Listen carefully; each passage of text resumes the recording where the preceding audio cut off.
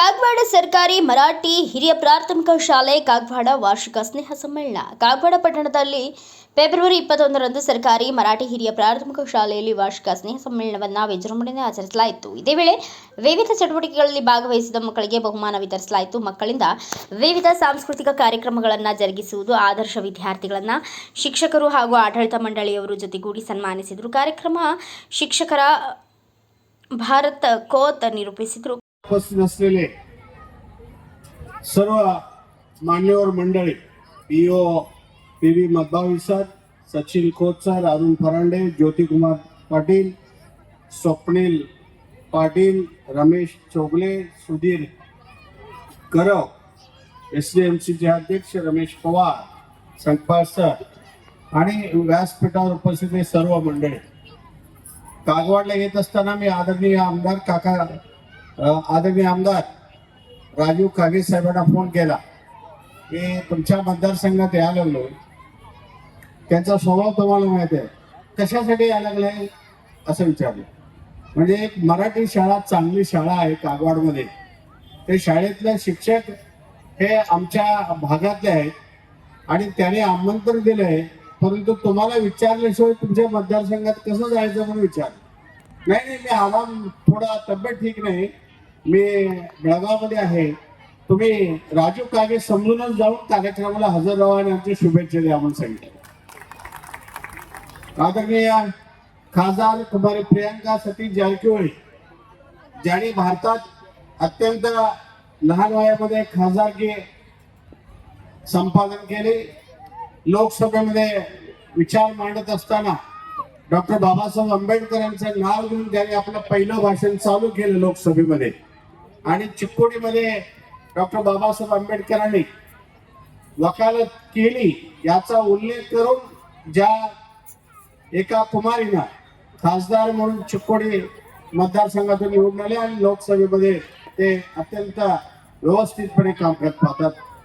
या दोघांनी, खासदार आणि आमदारांनी, मला फोन करून या कार्यक्रम यशस्वी होण्यासाठी या सरकारी उच्च मराठी प्राथमिक शाळा कागवाड एसडीएमसीला आणि इथल्या मुख्याध्यापक आणि सर्व शिक्षकांना कार्यक्रम यशस्वी अशा प्रकारच्या शुभेच्छा त्यांनी दिलेल्या आहेत. मी पहिल्यांदा सर्वांना शुभेच्छा देतो आणि प्रामुख्यानं एसडीएमसीचे जे सदस्य आहेत त्या सर्वांचं मी मनापासून अभिनंदन करतो. कारण चांगले एसडीएमसी असेल तर चांगले शिक्षक त्यांना मिळतात आणि हे एक दुग्ध शर्करा योग असतो. शिक्षक चांगले असले पाहिजेत, त्यासोबत त्यांच्या चांगल्या कामाला साथ देणारी एसडीएमसी चांगली असली पाहिजे, तर शाळेचा आणि विद्यार्थ्यांचा विकास होतो. अन्यथा एसडीएमसी वाले प्रत्येक ठिकाणी मी बघतो, बऱ्याच ठिकाणी राजकीय व्यत्यय आणत शाळेच्या विकासात खोड घालतात. चांगले शिक्षक असेल तर त्याची बदली कशी होईल हे बघतात, आपलं ऐकणार नसेल तर त्याची कशी बदली होईल, या सगळ्या गोष्टी होतात.